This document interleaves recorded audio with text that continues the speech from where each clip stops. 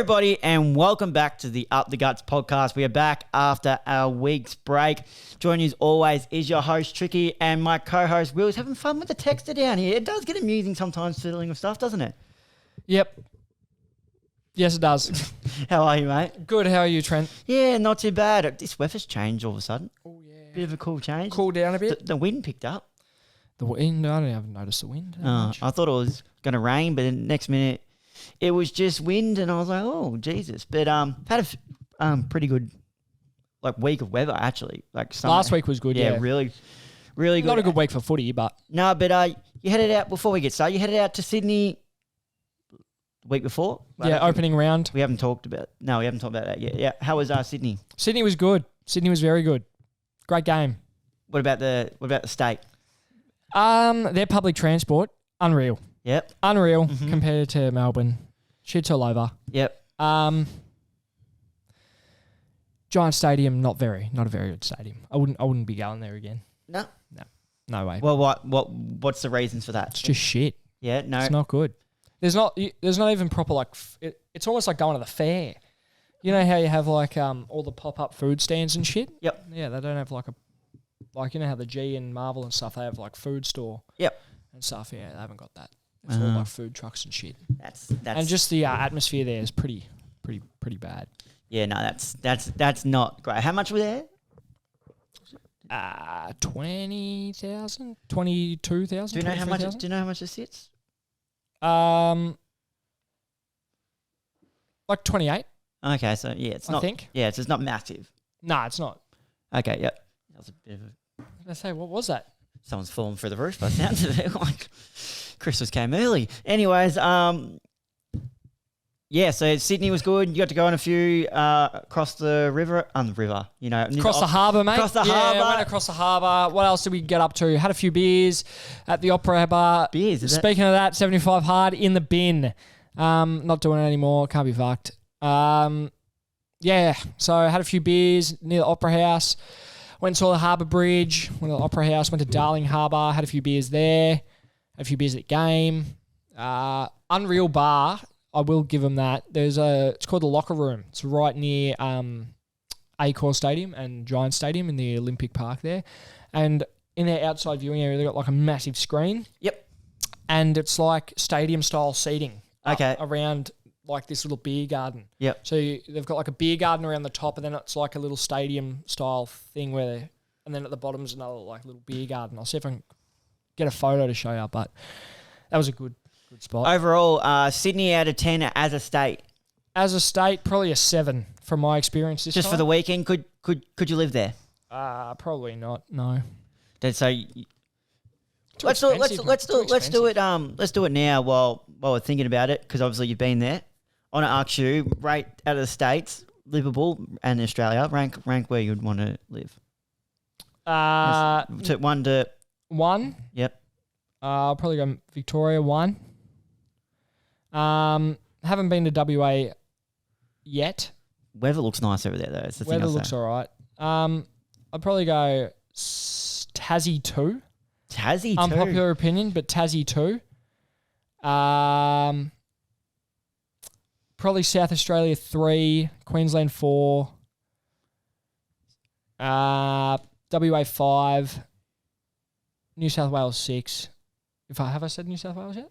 I don't think you have. New South Wales 6, and then Northern Territory 7. Okay, yep. And speaking of Tassie, you obviously are a big fan of Tasmania.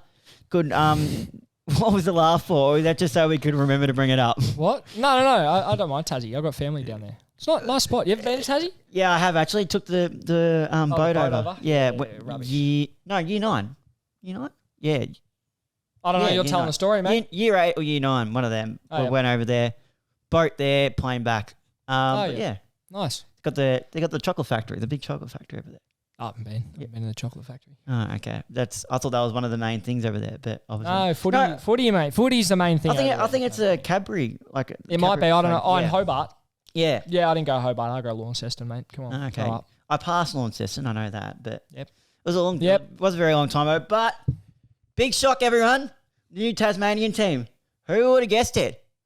What are they called? The Devils. Not bad. Yeah, no, but Didn't see that one coming. Tell you that right now. Well, yeah, it was pretty obvious. Yeah, it was pretty obvious. What do you think of it? The unveiling. I liked it. Everyone's given a lot of hate to the Guernsey. Yep. I don't mind it. It was green. It's just like, the TAC Cup team. Yeah, it's green and red. Green, red, yellow. Yeah. Are they colours? I love the devil design. That looks sick. Mm-hmm. I don't mind the Guernsey. Yep. No, people are hating on it, but I reckon it's part of their history, like Tassie's history. So I think their first Guernsey to have their footballing history behind it is a bit meaningful, and I don't hate it. Okay. Yep. Yeah, a lot of people do hate it. What are your thoughts? I don't mind it. It's going to be hard for them when they come in, but who are some of the people that you reckon would have on their radar? I'm going to try and find this post. Oh, I know what one you're talking about. Yeah, I don't know, man. It's too early, mate. They're not coming until 2028. Is it 2028? What year are we in? It's 4 years away. No, but I don't know where that post was, but like, who's a player right now that you would want to represent the New South? If a team was to come out tomorrow and you could just pick someone and they're the face. Nick Dacos. Well, it's good because I was going to say you'd want him to be young, so that would be good. Nick Dacos. How many players are they choosing? Oh, my fucking hand. Let's just say, build your spine upwards. Build my spine forward. I'd probably go someone like Jamara. Yeah, Jamara, nice and young, or even an Amartey. Yep, one of those two. Mid, I'd probably take. Oh, this is a hard one. Someone maybe like an Errol Goulden. What about Colin McKercher playing as a mid? Yeah, McKercher. Because he's Tassie born, I'm pretty sure. Oh, is he? Yeah, because I think he was the one they were talking about. Someone like him, yeah. And then off the back line, even a Sheasel or a Dacos. Yep. Or even a Sam Taylor. Mm-hmm. Someone big key back like that. Yeah. Would be good. But it definitely will be interesting to have another Tasmanian. Who do you reckon is going to be their first coach? What do you reckon? Too early to say? I think it's too early to say, but I know Andrew Dillon from the Scott brothers on Dylan Friends the other week when he was on. Okay. He goes, they want someone experienced. Yep. They don't want a first. Like a Kevin Sheedy for GWS. Kevin Sheedy, who just like 1 year, he'll give one last spray and then he'll just Rodney Eade, Rocket, Neil Craig, throw it back. But so that was interesting. And before we get on to the other footy, UFC. What about it? That was on the weekend, wasn't it? Or there was a bit of UFC on the weekend. Nothing too special. Wasn't it Bam Bam? Bam Bam, yeah. And he got done, didn't he? Yeah, he got submitted. Yeah. He's got the ground game of a toddler. So ground game of a toddler. As soon as the fight went to ground, it was cool. What round did he do it at? Round one. Oh, okay, yeah. Round one. Were you expecting Bam Bam to win it or not? Oh, going into it? I thought he had a good chance, but as soon as he got taken to ground, I knew he was cooked. Yep. Although he touched him up early, cut him open. He was throwing some bombs, but got to have more to your game than striking these days. Yeah, he's definitely. just a brawler, so unlucky. And there's a big return coming in the fighting industry. Is there? Big bad Mike Tyson. He's coming back to fight Jake Paul. He's coming back to an exhibition match. I thought it was a proper professional match. No, I'm pretty sure it's an exhibition for charity, but okay. I'm assuming if one of them hits him wrongly, Mike is not the guy to be like, that's a joke and laugh it off. Like they'll probably start off, it probably will be not much. Yeah, I don't know. But if someone hits him wrongly, it could turn into, I don't know if I'd want to fight. I don't know if you could give me any money to step in the ring with Mike, even at 57. Oh, no, you could put a dollar amount my way. I'd go in there. With 57-year-old Mike Tyson right now. Yeah. I'd go in there if they paid me enough. Oh, if they paid you enough. But yeah. I'm not going in there for my trick. How long would you last? What would your tactic be? Just run? No. I don't know. Just cover up, get in the clinch when you can. Yep. Hope he tires out in his age. He won't tire out, mate. You seen his training videos? Yeah, just duck. I don't know. Get in the clinch as much as possible. I'm lasting a round, mate. I'm not. It's not going past the first round. If it's serious. How much do you need? How much money? Yeah, how much do you need for you? I'd do it for $1 million. Do it for $1 million? Yep. Is that minimum? Like, would you go lower? Would I go lower? Would you go 700? 700,000? Yeah. Or is that? Well, you got to think. Or does the chat need to start at $1 million? I got to pay my medical bills. So I think it's on Netflix too, I heard. Yeah, I think it is. Yeah, I don't know. Nah, it'd be at $1 million. I'm risking my life, man. And were you surprised with Francis Ngannou? Getting KO'd? Yeah, not really. That quick. But like how really. much... Or does that just show how much Tyson Fury didn't do much against him? I don't know. It's hard to say. Because that was a big hit too. Tyson Fury doesn't have like a massive punch though. AJ does. Yeah, that's true. But that has to set up that fight now. I don't know if you're into the boxing as much, but... Fury. I love Fury. Fury and... yeah, after Fury gets some with Usyk. Yeah, Fury and... Anthony Joshua. Yeah, Anthony Joshua. Fury has to get done with Usyk first. So. That is true. Isn't Usyk not too? Like not small, but like height wise compared to the other heavyweights. Yeah. Then again, Tyson Fury's I think 6'6", 6'7". Yeah, he's a big boy. Mm-hmm. But yeah, Fury will get done with Usyk, and then I reckon that'll be the next fight. And Tim Zuri's got a world title fight coming up too. Does he? Yeah. Has he got a world title yet? Yeah, I think yes, because of that time when can't remember who it was, but stepped in the ring when he wasn't supposed to against their deal. He had to give it up to Tim. Oh, right. But he's got another world title fight, and Michael Zarafa, I don't know how to say his name, but he's got a world title fight. But we have got a voice message. Do we? Yes, we do. Let's say we're going to have to put our mystery stuff on. We're diving into the crime and investigation on this podcast as well. It's still rolling around sport, but we've got a message from a listener. G'day up the guts. How are you, Will and Trent? First time caller, long time listener. Cha-ching. Well, not really. It's Connor, if you haven't gathered. I've just had some news come across my desk this morning regarding a scandal in the Ferntree Gully League. Now, I'm not going to name names or grades, but it's led to believe that perhaps in one of the lower grades, the leading run scorer, the batting average for the league, there's a bit of a scandal there, and I'm just doing some investigation for you boys, but I think there may be a story breaking here about it. I'll keep you guys updated as we move into the league awards later on in the month, but hope you guys are well. Look forward to hearing back from you. And then he finished with... P.S. Will, your super coach is dog shit. Can't wait to take your money. So we've got a little investigation on our hands. We do, by the sounds of things. Also, just with that comment, my super coach didn't score too bad, considering I had 3 players at Old Chinhouse. Yep. But anyway, I scored 2,000. But what do we think of this investigation? This first guy, if this comes out, do they only have a good long hard look at himself, do we think? Possibly. Depending on the grade, I think the higher grades we let it slip, but these lower grades we've got to really police this sort of stuff. Yeah, like you can't just let this type of thing slide. And I know we've got our top detective on there. He'll find any dirt. And he will. And he likes to spill it out too. He'll never reveal his source. But he knows a lot of stuff, and I'm sure wherever this happens, he'll be around that corner lurking, just trying to break every story. Yep. And cameras out. Good reporter, I heard. Yeah, good reporter. He'll probably really does his research. He'll probably have the camera out, the notepad ready to write down notes. But 100%. I'm very interested to see how this investigation unfolds. Yeah, it'll be interesting to see what happens. Look forward to hearing some news. On that, I think we should get into talking about the proper first round of football. Yes. Do you want to kick us off, Trent?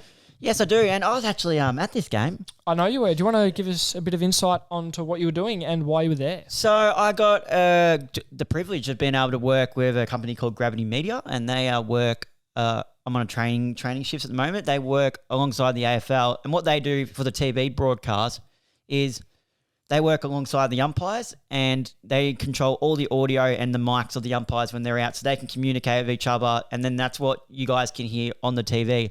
So then I have to set them all up, mic them, and I also had to put the mics in the goalpost for the arc. Yep. And do all that. And so then I just pretty much, I'd have to walk out there. I got to walk out in the MCG, which, mind you, is fucking sick. Yeah. And I got to be out there when the coin toss was done, when the teams ran through their banners. I was just standing on the wing, so that was pretty cool. But then I just sit with an earpiece in and I can hear everything the umpires are saying. And if there's a problem, I have to go down and assess it at the end of the quarter time breaks or halftime breaks. I have to be in their rooms at half an hour to strap them up, get the vests on. Half time, I'm down there to assess everything's all right. End of the game, obviously unpack everything. But obviously do all that. And then during the quarters, it's just watching footy, so can't complain. Yeah, nice. So I can't say I got to watch a lot of the game because the view when I was watching it, I couldn't really go sit up close because that's where the commentators were for Channel 7. So you're in the commentary booth. Yeah. So I couldn't go sit up. I was told that when it's not a Thursday or Friday night game, there's a journalist room just next to it. He goes, I was told it won't be probably as packed because it was the first game of the season. A lot of the journos are out there grabbing stories and the one night game. More of a Saturday will probably be, you can sit up there and you're literally just in a box and you can have the whole overview of the ground. You can watch it from up there. Yeah, nice. So with that, does every single umpire get mic'd up? Every single umpire.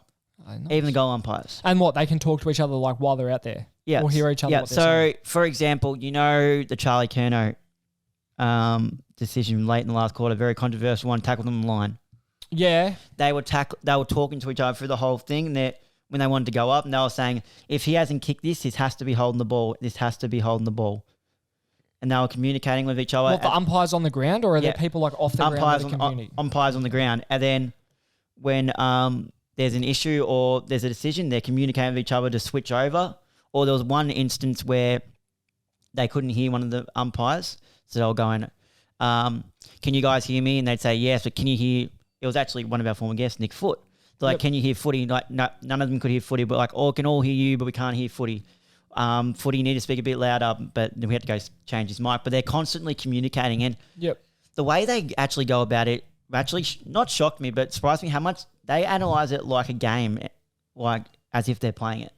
Okay. So like you can hear they're like, so when you're playing great tackle, great effort over there, they're going great call over there. I heard one of them say great call over there that early in the quarter. That really set the quarter up. That really set the quarter. They take it as like a game too. And then during the breaks, they're getting told by their boss. He analyzes that quarter, what they did well, what they might need to look out for. Yep. Oh, so for example, say there's a few holding the man calls that weren't called. The big boss will be like, just watch the jumper pull. Yeah. Or, okay. Nice. But do you want to, I'm assuming you watched majority of this game? I'm just trying to think. Thursday night. Was I working? No, I did watch this game. Sorry. Yeah, so you'll probably have a better view because I was jumping from room to room. True. Do you want to take us through? So round one, the classic Thursday night season opener in past times, not this year, but we had Carlton versus Richmond at the MCG. Carlton defeated Richmond 12 goals 14, 86 to 12 goals 9, 81. Goal kickers, we had Mackay with 3, Curnow with 2, Owies with 2. And for the Tigers, we had Bolter with 3, Lynch with 2, Martin with 2. Disposals, we had Patrick Cripps with 31, 21 of those contested with 7 score involvements. Before you go on there, may I add, Paddy Cripps, up close and personal. Big boy. Oh, he's a big boy. He was like 6'4", 6'5", and Jesus. And I saw him, because I was up close when I was in the huddle too, standing next to the Koning. There's not much difference in the height. Really? Yeah, between them two. Continuing on, we have McGovern with 26 with a 92% efficiency. That would have been good for Supercoach. 8 score involvements and 595 metres gained. For the Tigers, Hopper with 25, Voloston with 24 with 11 intercepts. Sad day for Josh Gibbs-Kiss, who goes down once again with another injury. ACL confirmed. Yeah. So during this time when I had the earpiece in, because I wasn't necessarily being able to watch the game, I heard that a player had gone down because they were communicating with each other. They were like, injured player on ground, injured player, stop play, to the player who was watching. So like because that happened behind play from memory. Was that like another umpire who was behind play that communicated with the umpires who were dealing with the current play? Yep. Is that what happened? So the umpire who was just teeing up someone that we're going to call on the podcast later to get it. So the umpire who was closest was saying injured player on ground, and then they let it go, saying they realised it was serious. Stop play.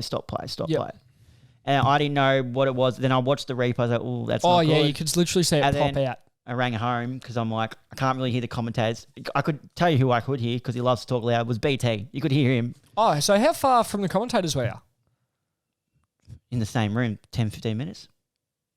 Oh, okay, so was it a decently big Oh, you were in the main broadcasting room? Yeah. Oh, it's it's a big room. How do you get down from... So you said you had to go down there at quarter time, half time. Yeah, it's just a lift, isn't it? Yeah, lift. Straight down. That takes you straight to ground level, doesn't it? Yeah. Takes a couple of minutes, that. Yeah. Yep, nice. So that one's on level 3 out the broadcast room. Yeah. So, yeah. Nice. Another talking point, Noah Bolter, 3 massive goals. However, looks like he might have to go back now. Yeah, so it was a shame because I know he liked playing forward in the he mentioned it in the preseason. Yeah. Put the phone down, mate. Come on. No. We mentioned it during the preseason. He was on he preferred to play forward than to play back. But it looks like he's going to have to go back, even though he showed promises of forward because of the Gibkiss injury. Yep. Tom Lynch first came back and the Tigers forward line immediately looked better. However, he will need some time to develop his game. Although, had a nice 2 goals won, sorry. Yeah. Yep. Thoughts on that? I just thought... Too busy messaging, mate. No, I just thought he... listening. He looked a bit, slow. Like, you could see the forward line definitely functioned a lot better when he was there, but when he gets to 100%, look out, because Tom Lynch is a damaging key forward. Yep. Some injuries for that game. We had Gibkiss with the obvious ACL, Prestia with a hamstring, and Young with concussion. So concussion out for 12 days minimum now. And it's 21 in local footy now. 21 days. 21 or 28? No, 21 days. Yeah. 21 initial, then you have to get checked. Yep. Moving on, Friday night. This is your game, mate. Well, before saying that, I just want to mention that Charlie Curnow was moved behind the ball, and how crucial he. How good his hands in, like, as a finisher, to have that at your disposal, to be able to put him behind the ball, and he took some really crucial intercept marks, I thought. Yeah, he did. He looked very good. It's good for Carlton early to have confidence in Curnow to go behind the ball and have that impact, especially when the games get close and later in the games, because that could be crucial for later in the season. Yep. If they go that far. Yep. It's Friday night. Yeah. What a game this was. Collingwood v Sydney, the MCG, 10-19-69. Collingwood defeated by Sydney 15-12, 102 by 33 points. Elliott and Schultz were the multiple goal kickers for the Pies of 2. McDonald kicked 4, Warner 3, Heaney 2 for the Sydney Swans. Some of the disposals, this bloke is going to have very straw shoulders in a week or two. I might still have him right now at the moment. Nick Dacos, 37. He had 7 scoring rolls and 7 clearances to go along with that. Well, Penderbury also had 26 going at 85% and 8 clearances. Gordon picking off where he finished last year. Picking up where he left off. Thank you, Will. 30 disposals, 2 goal assists, 11 score involvements and 650 metres gain. And after the spray, let's say we both gave him the end in the review, the preview for Sydney Swans. Isaac Heaney's come out a whole new man and proven that he can play midfield and he can get his body right to be able to play it, because he's always had the body shape. It's just the consistency level, I thought. But again, 29 disposals, 2 goals, 2 goal assists and 10 score involvements. And Chad Warner in the fresh boots, 27, the fresh TNs, 27, 3 goals, 11 score involvements and 7 clearances. And some of the talking points, I thought Chad Warner and Isaac Heaney were exceptional for the Swans. They were very good. They were, I wouldn't say they were the best, like most standout. Well, they were, but I reckon the whole Swans team was a standout. But they did have very, very good individual games. James Rowbottom lined up on Jordan Ngoi for a lot of the game, and he was at his destructive best, showing how much of a contested ball beast and tackling beast he is with a game-high 13 tackles. Yeah, I didn't catch too much of this game because I was at work. Oh, actually, that's a lie. I was at work for about half an hour, but then, so I didn't catch much. But 13 tackles obviously proves that. Collingwood's backline structure. What do we? I tell you what, Collingwood, because I watched a few replays, they have looked absolutely terrible. Yeah, we have. When, say there's for example, a turnover in Collingwood's forward 50. Yep. Both GWS and Sydney have been able to move the ball through your structure with ease. Yeah. With quick ball movement. And your structures, I feel, just need to... It just shows how crucial the loss of Nathan Murphy is. That it's like they're lost without him. You reckon it's Nathan Murphy? He plays I disagree with that. Nathan Murphy is one of the most underrated players in the AFL, I believe. The role he plays small, he plays big, he can lock down and he can intercept. Yeah, but I don't think one player is... Well, clearly they're lost without him. Because he was the type of person who could lock, roll off, all that type of... He could lock down, he could roll off. Fair enough. He was one of the main guys in that structure. Fair enough. Finn McRae looked good coming off the bench. Yes, he needs to be playing. You reckon he needs to be playing? He needs to be playing consistent footy. And while we're at it, I know Ash Johnson. He's had a shocking 2 weeks, but don't go hurling abuse at him. He had to deactivate his Instagram account. I did see that. That's pretty fucking poor. Yeah, like guys, seriously, I get it. I'm sitting here going, what is Ash Johnson doing? He needs to spell in the VFL. I was going off a little bit. I'm not going out of my way to abuse him enough that he's had to deactivate his Instagram account because he must have been getting some pretty putrid messages. Some of the comments were pretty rough.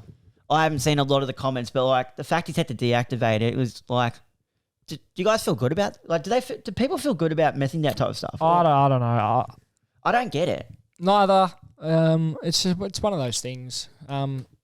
It shouldn't happen. It just shouldn't happen. What? Do you want to take your game? You were here.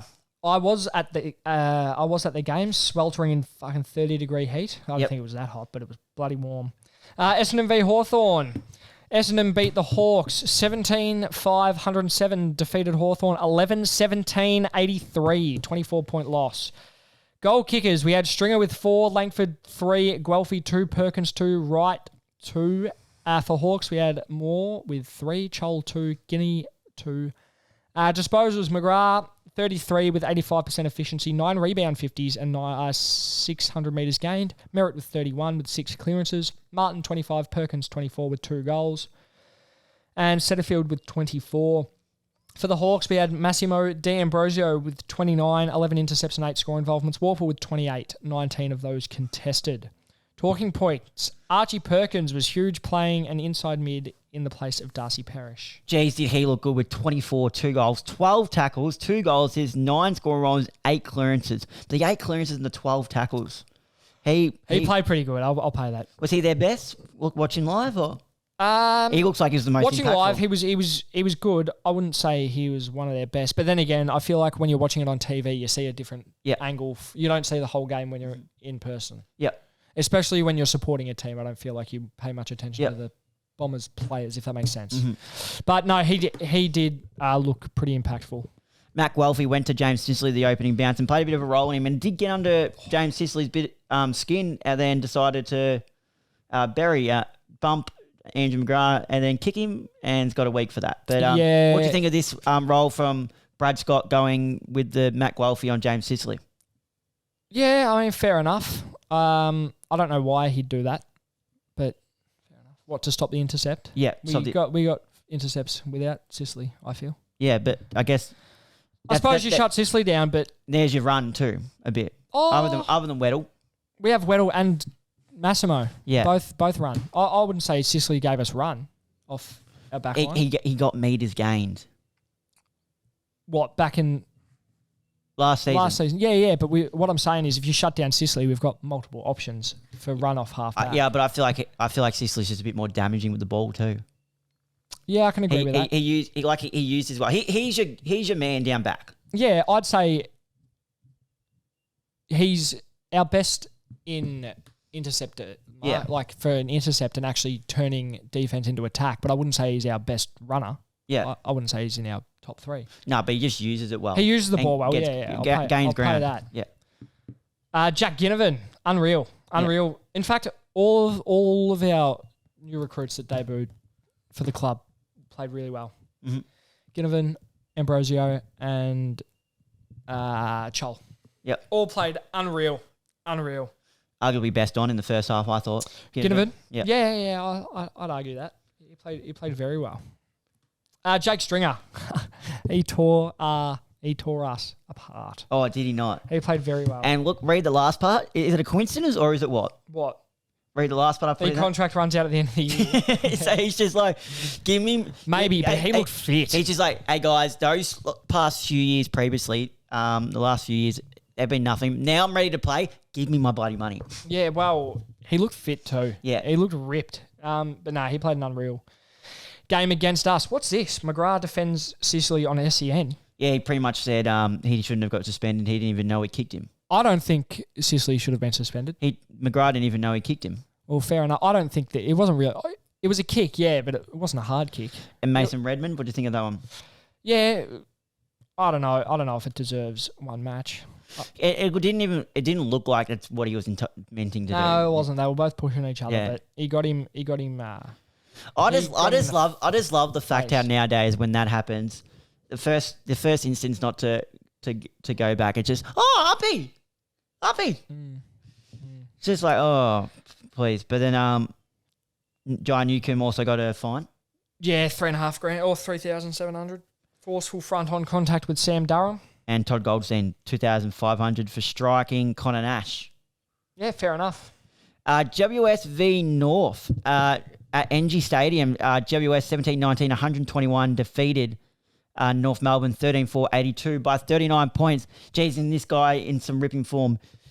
Jesse Hogan with 6 goals. Jake Riccardi with 3. Callum Brown 2. Cadman 2. Kelly 2. Bedford and Tom Green. For the Kangaroos, Larky kicked 3. Curtis 2. Dersmer on debut kicked 2. Stevenson 2. Zerha Ford, Shields, Cherry. Tom Green, again, this man is so good. 37, 14 score involvements and 9 tackles. Canelio, 30, 2 goal assists and 9 score involvements. Whitfield, 29 at 97% and 10 score involvements. Kelly with 24, 2 goals and 14 score involvements. Sheasel continuing his run off half back at 32 touches at 91% with 11 rebound 50s and 755 metres gain. Davis Uniac also had 29 with 8 clearances, while Tom Powell had 26.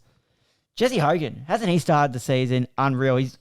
He's got 10 goals from his first 2 games, and he looks in ripping nick as well. Oh, yeah, very happy to have him in the Supercoach this week, especially. I reckon he'll win the Coleman or go close to. Oh, he looks very good down forward, and his marking is unreal. It is, yeah. Especially his contested marks. Mm-hmm. Well, he's always had the potential. Remember he won the Rising Star. Yeah, well, to be fair, he uses his body extremely well against defenders. Yep. In my opinion. But yeah, he looks on fire at the moment. North Melbourne's defence was again hit by injury. Also, I didn't catch any of this game. So 3 times in the same quarter. Oh, shit. So Josh Goda dropped to the ground and grabbed at his lower leg at one point. Yep. He injured his Achilles as he turned. So there was a mark. They were going inside 50 and he's turned to switch directions. He was just trying to, I think, gab a space. And as he's turned, he snapped his Achilles. Oh, so that's confirmed. Yep. Achilles. Far out. Where have my other ones gone? Anyways, there was also, I don't know whether my other notes have gone. That's interesting. Jeez, you've cooked that. Anyway, Tom Green dominated again in the middle for the GWS Giants. Yes, he did. That's really annoyed me. That's really annoyed me because I stayed up all night typing that. Oh, well. We're going to the. Always takes time to proofread, mate. Come on. I did proofread, mate. Clearly you didn't. Anyway.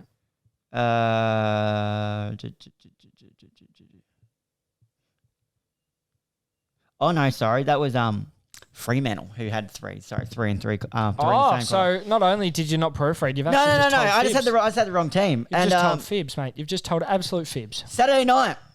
Did we mention Colby McKercher? No, we didn't, mate, because you were too busy telling everyone false information. Oh, well, I'm sorry. I knew a club had a 3 and 3/4. It was the back line. Anyways, Colby McKercher looked good off. It's all right, mate. Do you want to do some of the notes next time? Huh? I can. Okay. Thanks, mate. Colby McKercher looked good off half-back.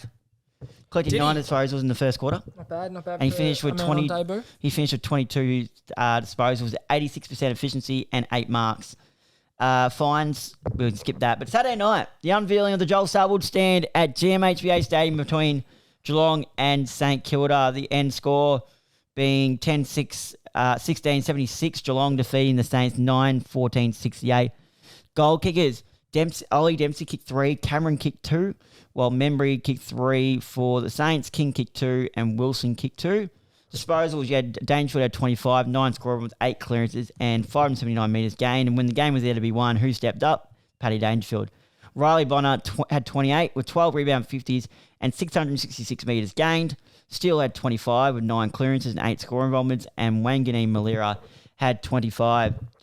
The revealing of the Joel Selwood stand at GMHBA Stadium. Now, I'm going to call on a Geelong fan who I know was there at the game and to get his thoughts on what it was like in the atmosphere of the game. And the reason I was on my phone before was this is the message I get. If it goes past 4 p.m, mate, I'm going to have to start charging for time delay. Because I said around 4. But here we go. The number we called, the guy who's... here we go. I'll tell you what, better answer. Imagine if he didn't answer. That'd be a pisser.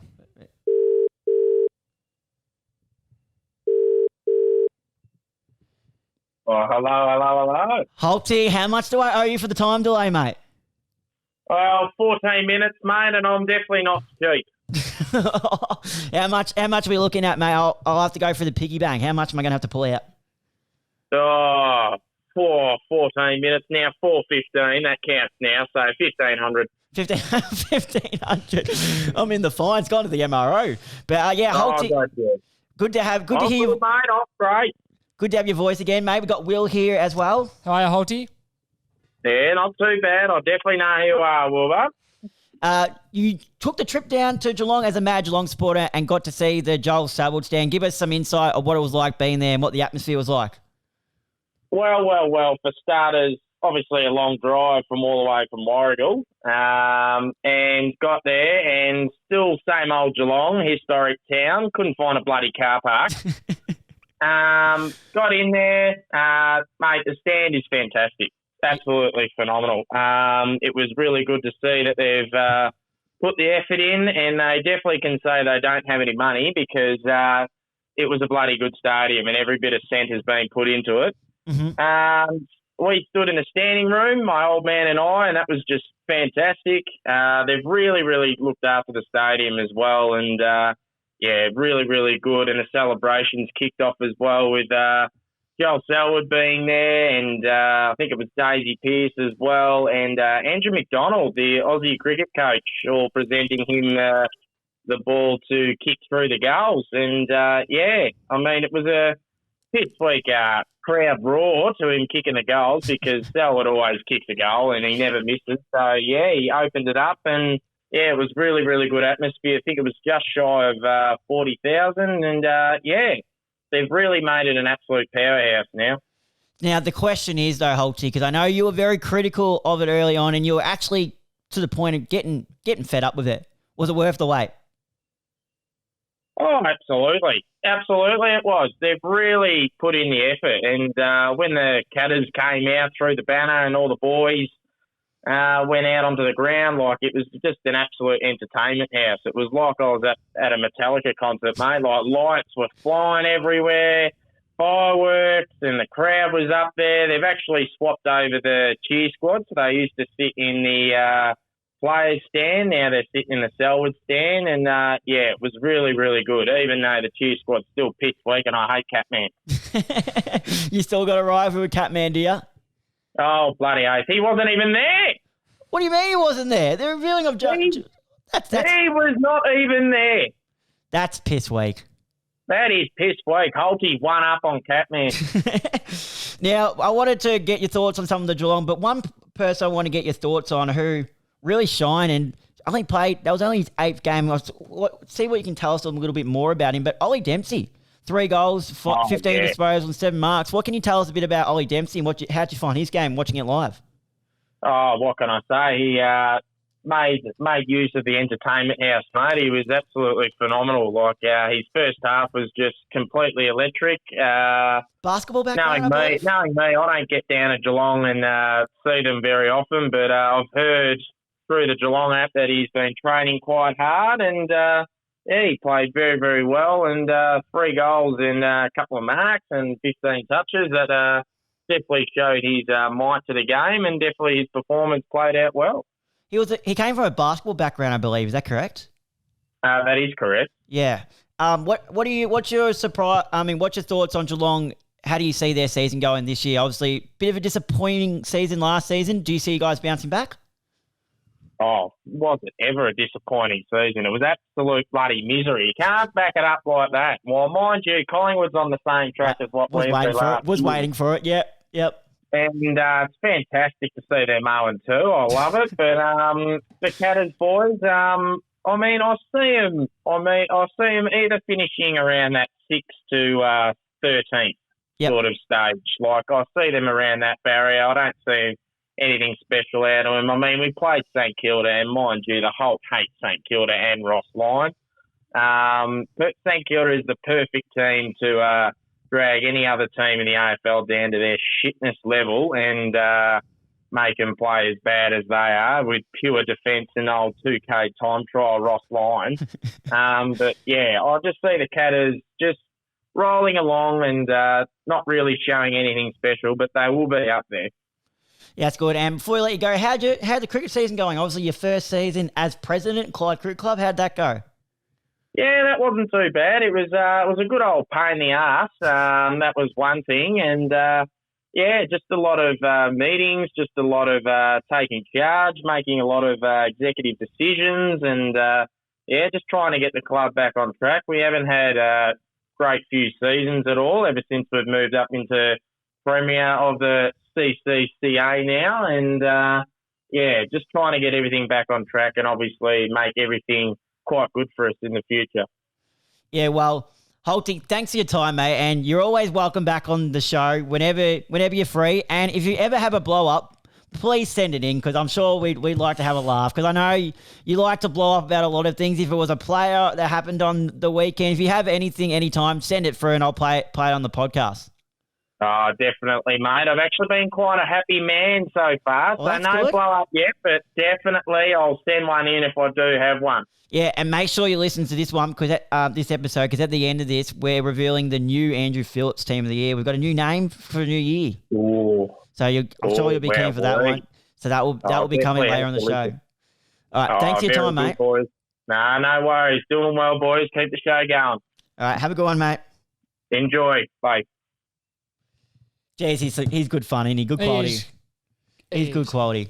Where are we up to? The next game on Saturday night. But yeah, what on his swipe would you? I saw you nodding your head. Geelong 6 to 13th. Would you? Yeah, I agree. I don't see him, as you said, doing much. Yeah, doing much special. Gold Coast, Adelaide. Gold Coast versus Adelaide at People's First Stadium up in the Gold Coast. Gold Coast won 60 to 54. Wow. Goal kickers Roses with 2, Ainsworth 2. Pouring with rain. What? It was pouring with rain. Oh, was it? I didn't see. Rochelle with 3, Keys with 2, Rankin with 2. At disposals, Anderson with 35, 8 clearances and 781 metres gained. Flanders with 35, Miller 29, 3 goal assists, 10 clearances. Rowell with 29 and 20 contested possessions. Absolute contested bull that man is. Crouch with 33 with 7 clearances. Laird with 30 and Dawson with 26. I just touched on it then, but Matt Rowell, what a contested beast. Mate, if he keeps playing like that... What's in the grass? I was going to say, we saw it in the first 3 matches. If he keeps playing like that, mate, eat as much fucking grass as you want, if you ask me.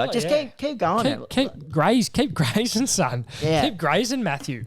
But, he's just been unreal. Another person I like the look of is that, I know he's been in a little bit now, like a couple of years, but how exciting is Josh Roselli to watch? He is. He's unreal. 3 goals and 17 disposals. Very good. How old's he now? 22, 23? Oh, he'd only be about 21. 21, you reckon? Same draft as Saligo. Saligo's 2021. Oh, okay. 21, 22, yeah. Yeah, younger than I thought. Yeah. There you go. Unreal. Rankin's first game since leaving Gold Coast down there, and he looked good. He did look good. Started off in the midi. Always good to, get one up on your old side, I feel. Mm-hmm. And what I wanted to talk about, is this one of the best Falcons we have seen? Jared Witts absolutely copped it. Yeah, far out. I don't understand how he didn't get his hands up to the footy. Surely he had his eyes on it because well, it hit him pretty much between the eyes. Yeah. So you'd think he'd be able to, duck down or something, but it looks like he just waited for it to hit him in the face. Maybe he thought he was going over his head or something. I don't know, but far out. It was an absolute classic Falcon. Is that one of the better ones you've seen? Oh, yeah, that's up there. Have you ever caught one that was decent or not really? I think on top of your head. Or what's the most weirdest football injury you can think of that you've copped? Oh, there was one time I smothered someone on the wing and it hit me right in the breadbasket. It winded me that bad, I just ran straight off because it was right in front of the bench. I'm like, nah, I can't go on. Got kicked in the nuts. So this guy was running back with the flight and he got me with the studs. That wasn't pretty. Probably one of the ones I've seen, under 12s, round robin. Yep. We had this bloke who wasn't a very good kick, but he was a massive kick and he kicked the ball hard. Right. There was this player who was already a bit sick coming into it. And mind you, we're playing this round robin. I think it was 38, 39 degrees day. And we're running. He's running next to him. Blah, blah, blah, running next to him. This guy unloads. Kicks it straight into his teammate. Knocked him out clean cold. Oh, really? Yeah. Far out. Knocked him out cold. That's not good. Under 12s, though, to have the clean boot, he's just gone, but, and he's like sitting there, just like running kind of next to him. Then, but, and then, yeah. It was pretty fucking bad. Jesus. It was pretty bad. That would have been a pisser to watch. So I'm sorry. And that was my first match with the team. And what team was this, mate? Tirradin. This was Tirradin under 12s prior to the season, so the round robin. And welcome in. I was like, oh, so is that a normal thing? Do we just knock teammates out, or like what's the game? That's not flash. That's not flash at all. You played it. How long did you play Tirradin for? 3 years. Oh, yeah. And then you moved over to Devon. Then I had 3 or 4 off. Oh, okay. Yeah. And you came back. Yeah. What'd you do in your time off? Nothing. Cricket. Oh, yeah. School. No, fair enough. Yeah, fair enough. Not really much. I think I went back to tennis for a little bit. Oh, yuck. All right. Continue. Sunday, Melbourne v the Bulldogs. Now, there's a couple of things I want to talk about this one, but 16-13, 109, Melbourne defeated Western Bulldogs 9-10, 64 by 45 points. Kate Chandler kicked the 3, Jacob Van Rooyen 3, Ben Brown. Oh, flash in the pass. Ben Brown kicked the 2, Neil Bullen 2, and Pickett back kicked 2. Billings, Petrarca, Viney, Salem. Hugo Hagen kicked 2 as well for the Dogs. Disposals, you got Oliver with 35, 8 scoring runs, 6 clearances, and 589 metres gained. Petrarca had 29 to go on 1 goal and 10 marks, 3 goals, assists, and 13 scoring involvements. Max Gawn, how good was he? Good for the Supercoach, may I add. 26, 35 hitouts, 9 marks, 10 scoring involvements, and 8 clearances. Well, Stephen May, down back, collected 25 with 13 marks and 607 metres gained. Liberatore had 32 with 9 clearances, Trelaw 31, Johannesson 26, and Bontempelli had 25. Some of the talking points. The Bulldogs look shot. Does Aaron Naughton need to go down back? No. Why would you put that in there? What do you mean why would I put that back? He would be better backman than a forward. He's an overrated forward. He would be one of the... He can't be that overrated. Sydney offered him 10 mil last year. He can't be that over. Far out, that hurt. Ow. If he went down, well, who else? How are they going to fix their defence? They've got Jamal Ugle-Hagan and they've got Sean Darcy. Yep. No. Sam Darcy. Wrong team. Wrong Darcy. Sean Darcy's Freo. Sam Darcy. That's twice you fucked it up with Freo. No, but thought the worst part was get him a Freo scarf, boys. He's a Freo fan now. No, don't. I'm not fucking copping that. You've sat there and gone. Yep, and Fawn agreed with me. It was the right Darcy. But no, and Sam Darcy sitting in the wings, put Naughton behind the ball because... Has he ever played back in his life? He was recruited as a back. No. Yes, he was. No. Played his first 3 or 4 seasons as a key defender. Came third in their best and fairest as a centre-half back. No. Yep. No. He'd be a better centre-half back, launching for the ball, build your forward line around Jamara. Well, he's not going to be there next year. Or he might. He will not be there next year. But you still got Darcy and you got Lob. But does not... Beveridge doesn't want to try anything. He's instead wants to play 4 tools in his forward line. Good on Bev. No, we don't. We don't. I love Bev. No, he's all right. But like 4 forwards, I thought he learnt doesn't work. So he's like, oh, it's all right. We'll just go with the 3 tools. But none of them have much ground game. So what are they going to do? They've got For example, yeah, but I'm saying the tools. For example, I'm going to compare it to Harry Mackay. Okay. Harry Mackay kicked the 3, also laid 7 tackles on the weekend on Thursday night. Okay. What's Lob doing Tell you what, not a lot. Jamara, once he fixes his goal kicking accuracy, could be one of the best forwards in the comp in the next few years. Naughton could be an All-Australian defender. If he went, could you imagine Naughton behind the ball intercept marking with the hands he's got? Yeah, and I just don't picture him as a backman, mate. That's he was a backman turned forward. That's awesome. I just don't see it. Oh, I can't believe you're not agreeing with me on this. I just don't see it. He needs to go behind the ball, I think, or try it. I agree, try it, but I don't see it working. Sam Darcy is not a VFL footballer. And you're playing him in the VFL because you're too scared to try someone behind the ball. Well, no, they're just waiting for Jamara to be shipped off to the Hawks next season. And then, no, I'm calling it now. Shipped off to the Hawks next season, and then they'll bring him in. I'm saying if Aaron Naughton, they need to try it because, fuck me, nothing else is working. And Liam Jones is, what? How long is he going to last down there? Look at his age. And I don't think they have anyone else. Well, apparently they've got Aaron Naughton. Anyway, moving on. Clayton Oliver. He's come back in some good nick, hasn't he? Oh, yeah. You know what was good to see? What? Him on the bench, with a massive smile, giving Goody a hug. Yeah. Unreal. Mm-hmm. He looks like he's getting back on track, which is also unreal to see. And your mate, former guest of the show? And James Harms just good old, hey, Maisie, cop this. Headbutt. 1 match suspension. Yep. Good work, Chompers. The next one, mate. That's you. No, I just read that one. Oh, did you? I don't know. You took 2 before, so I thought you might take 2 again. Port Adelaide versus West Coast at the Adelaide Oval. 16-24, 120 defeated West Coast 10-10, 70, 50-point drubbing. Goal kickers, we had Dixon with 3, Drew with 2, Farrell with 2, Horn Francis 2, Rosie 2, Soldo 2. For the West Coast Eagles, Petruccelli with 2, Waterman with 2. Disposals, we had Butters with 27, 1 goal, 11 score involvements. We had Rosie, 27, 1 goal, 10 marks, 14 score involvements and 6 clearances. And for the Eagles, we had Hunt with 20, 609 metres gained. Harley Reid on debut had 16 goals, far out. That would have been a good game. Jeez, that's a ripper. Jeez, winding back the clock here. 16 disposals, 5 clearances, 4 Harley plugger Reid. Jesus Christ. Okay, we made a mistake, Tricky. Come on, mate. Does he play for Freo too? I don't know, mate. You seem to have an obsession with Freo, so... I mean, it is a perf club, so... Anyway, let's keep going. Anyway, good debut. Charlie Dixon, crucial up forward, while Butters and Rosie controlled the midfield in style. After telling Charlie Dixon he's no good, mate. He just goes... It's one game against West Coast, mate. Goes and kicks 3. It's one game against marks West everything. Coast. Marks absolutely everything. One game against West Coast. Oh, did you see Harley Reid absolutely body? Who was it? Oh, he bodied someone. And then stepped over them. Dixon was not a fan of that. Was that Dixon who came and buried him? Yeah. Put him in the ground. Far out. Fines. We had Harley Reid, 1,250 for careless conduct with an umpire. Ollie Wines, same thing. Petruccelli, same thing.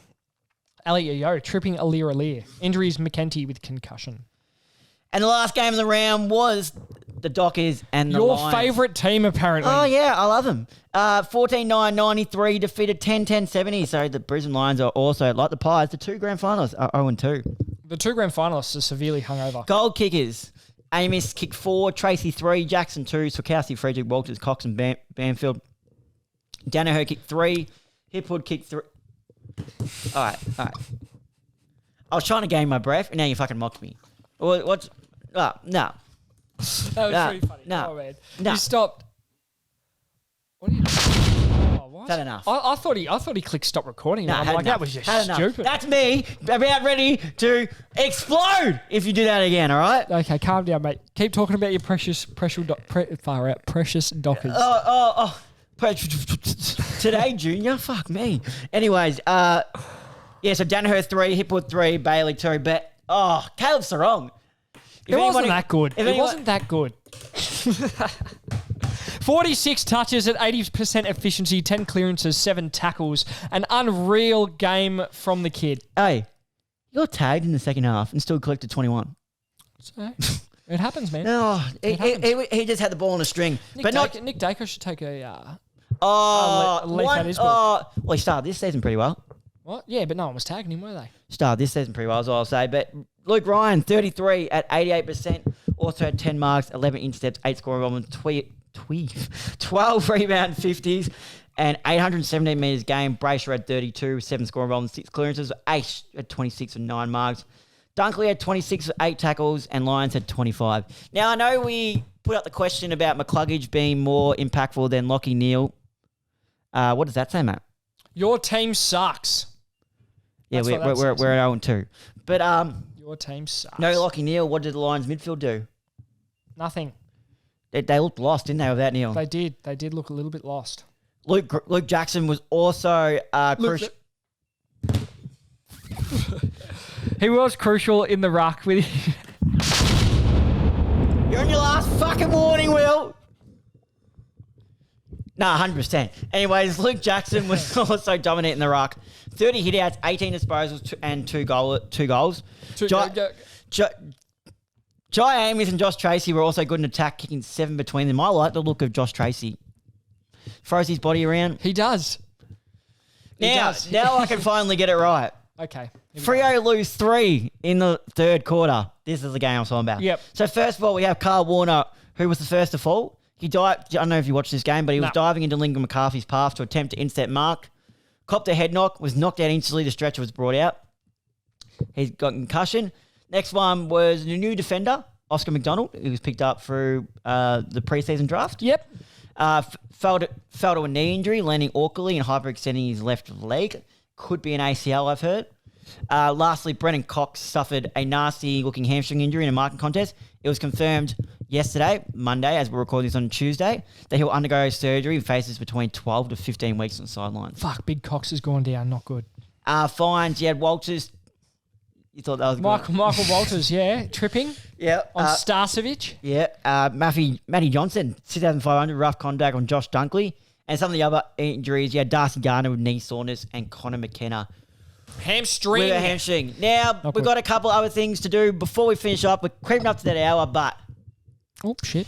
I want you, by next week, to think of a segment for you to bring in. For me? Because I've brought the Amartey, and I've also got my team of the week and my rolling Australian. So I don't want to have to do everything. Not like that. I don't want to. Oh. No, is that how we're going? I want something with That's your... all right. No. Trent will be by himself next week, guys. You heard it here first. I want something with your name on it so it doesn't look like I'm doing all the segments. I want you to dive into your creativity and come up with something for yourself as well that week. That could be good for the podcast.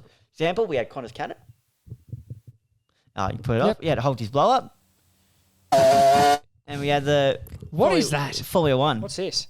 I think it's... Oh, that's even worse. Yeah. What's this one? That's no go, mate. And this was a little bit at one point. Yeah, wow. That was our tricky spotlight. Oh, yep. But which got highs and lows was tops and bottoms. That's sick. But yeah, let's start off with the new segment, the Amartey Party 22. Yep. So obviously last year we had the Andrew Phillips team of the year, and it was a person who might not have the best skill, but just gives it a crack. Like Will right before about 5 seconds ago, was giving a crack, kissing that microphone. I wasn't really kissing the microphone, was I, Trent? No, you're eating it. Anyways, so this one, we're going with the Amartey Party 22. Yeah, okay. It just sounds fun to say. It's good. It's good. Now, who's your player? Come on. No, but good. We haven't described. We haven't put out. Go. We need to describe what the criteria is. Okay. Now, the criteria is the Amartey Party 22. You got to bring the energy to your team on that day, or you're an energized player, or you'd be good on a night out. You'd be good on the piss on a night out. So, my first player plays for the Sydney Swans, and I think his boots just demonstrated more why he brings the energy. If you're going to rock the Nike TNs, you got to really pull up and show off, because you are going to be in the full spotlight. You're in the fluoro orange Nike TNs. You're very easy to be seen, and this bloke did do it, and I reckon this guy would be a cheeky bugger and be good fun on a night out as well. I've gone with Chad Warner, 27 disposals, 3 goals, 11 score runs and 7 clearances. I reckon he'd be good in a night out, and I think the fact that he was wearing the TNs he had to show up, otherwise Yeah, you can't wear those sorts of boots and not be flashy with it. Yeah, exactly. And he's lived up to the hype. I'll pay that. But I reckon he has that type of look about him. I reckon he'd be he'd be cheeky. He'd be real cheeky. You reckon he'd be a bit cheeky? Yeah, I reckon he'd be a bit cheeky, but he'd be like, he'd throw jokes on a night out. Like, he'd be good fun, be up and about, and yeah. Who's your player, mate? What was the criteria again? I just want to someone who brings energy. Yep. And or would be good on a night out. Hence the party part. And now, not to offend this player, but prior to this recording, Will goes, "Oh wait, I don't know if this bloke would be good on a night out." So have we gone with the same person? It was actually a bit of sarcasm because I think this bloke is the pinnacle. He's the captain of this team. Is he from Hawthorn? No. Oh, okay. He is the captain of this team. So I'm talking club? now. Yep. Club. They had a loss on the weekend. Yeah. Unfortunate. However, this bloke did not have a loss on the weekend. Let me just get his stats up real quick. Let me just get the stats he had on the weekend. I've got to find the game now. And then we'll obviously, as we did last year, the Andrew Phillips Team of the Year, we'll put it on our story. This bloke. And have you guys vote. This bloke had a whopping 32 touches on the weekend to go along with 9 clearances. He's the captain, I don't care. First player. Well, he's got to be able to be picked in the team first. Yeah. The fans got to vote. If he's not in the team, how could he be captain? Oh, he's Tom Liberatore, mate. That's why. Oh. Tom Liberatore, he's just the definition of what this team is about. You can't argue with me there. Yeah. What would his go-to be on would he be good on a night? He'd be great on a night. Would he be good on a night out? How many is he how many are you putting back of him? What type of operator can he be? Mate, anything with an alcohol percentage? Yeah. He'd get on. He'd be the type of bloke where if you're at the footy club and boys, beers run out, he'd be on the Reds. He'd be on the red wines. He versatile on a night out is all I'm going to say. Could you imagine? I'm sitting here thinking now that just came to me. Could you imagine the fit he'd rock? Yeah, mate, everything about him. He screams at this team. He does. He's the captain of this team. So Tom Liberatore or Chad Warner. But the only thing, if Chad Warner makes the team, he's got to, if on the night out, he's got to come out in the TN's boots. He's got to come out. He's got to come out in the TN's boots. Fair enough. Just before we wrap it up, you want to go through the tips? Yeah. Oh yeah, you've got your things. Jesus, long episode this week. Yeah, well, sit down and get yourself a nice cold beer or something. We have not just done AFL in this one. We've also delved into a bit of crime investigation. So yeah, that's true. That's why we've had two former.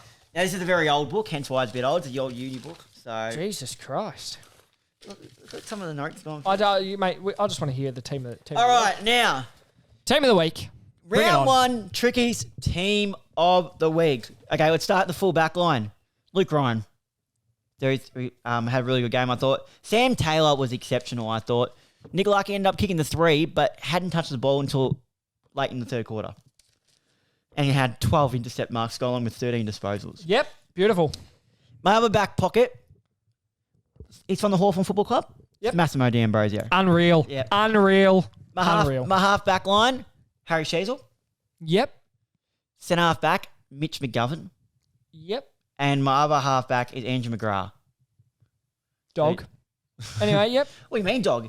He backed up Sicily on live radio. No, fair enough. I'll pay that. It might get him off. Surely that. Yeah. Have you? Oh, never mind. No, go on. No, I was going to say, have you seen the there's a video Campbell Brown goes in when he got like properly punched in the face and he went in to the tribunal. And that was the old code back then. Yeah, no, but he got someone off a suspension, but then he got fined for lying at the MRO. But that used to be the code back then. My centre line now, I want to try and pick wingmen that are actual wingmen, but some leagues there's going to be people that I can't just not pick. But first wing, Errol Goulden. Yep. Straight in the guts. You could have thrown D'Ambrosio on a wing. Could. Straight in the guts, Archie Perkins. Yep. Centre. Well done. And on my other wing, Jack Billings. He unreal. 23 disposals and 15 marks and a goal. Wouldn't have done that for St Kilda. Half forward line, I've gone Dylan Moore. Okay. Why'd you look at me weird that you didn't? I wouldn't expect him on the half forward line. 3 goals and 17 disposals. Yeah, I thought you'd put him as a pocket. No, because he got the 17 disposals, so he works up and down. Fair enough. Dylan Moore, Jake Riccardi, centre half forward. Yep. Kick the 3. Good. And my other half forward is, because there's a lot of midfielders, I think because this guy kicked 3, Chad Warner can go on a half forward flank. Because he did kick 3. Okay. My full forward line is Jake Stringer. Okay. I thought that's who you were going to put instead of Warner. Nah. Jesse Hogan, full forward. Yeah, good. Forward pocket, Oliver Dempsey. Big call. It's a massive call. My midfield, Maxi Gawn, easy. In the ruck, yep. Caleb Sarong, So wrong, so right. Yep. and Tom Green. Yep. My interchange. Bit harsh. Where's Dacos? Interchange. Oh. Isaac Heaney, Okay. Nick Dacos. Okay. Now, you got to have a forward in there as well on the bench, I think. Okay. This bloke kicked 4 goals, so you got to put him in. Logan McDonald. Okay. Connor Rosie. Yep. And Noah Anderson. Okay. And the ones Just ones I really wanted to get in, but I was really trying to get Matt Rao in there. Yeah, okay. And Luke Jackson was probably the other one I was trying to get in. No Mackay? Nah, only the 3. No Mackay. Well, Riccardi kicked 4 and had 20 or something like that. Jay Riccardi kicked 3 and had 19, with 10 marks. Mm-hmm. And then who's my other one? Jesse Hogan obviously kicked the 6 as well. Yeah, okay. So I thought the 10 marks, 19 disposals showed he worked up the ground. I think he kicked the 3 in the first quarter too. But yeah, any changes that you would put there, or any surprise ones that you thought missed out? Nah, not really. I feel like it's a pretty fair team. Who could you see Matt Rao fitting in that? I really wanted to get him in there, but I didn't know who to take him out. Like, I couldn't take out Archie Perkins. Really, I feel like if Sarong didn't have the 46, yeah, he's in. But I really wanted to, and moving on, yeah, I reckon to the tips. And what's your goal for next week, mate? I want you to come with something. I don't know. I'll have to really sit down. Dive into your creative bag. Have you got one? A creative bag? Yeah. No, mate. I'm not a big bags man. You know what I mean? Anyway, Thursday, the 21st of March, 2024 at 7:30 p.m. at the MCG, we have St Kilda versus Collingwood.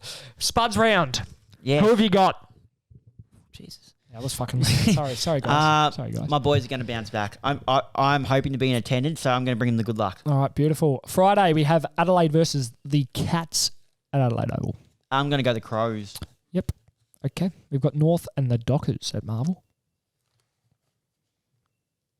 Dockers. Hawthorn, Melbourne at the G. Melbourne.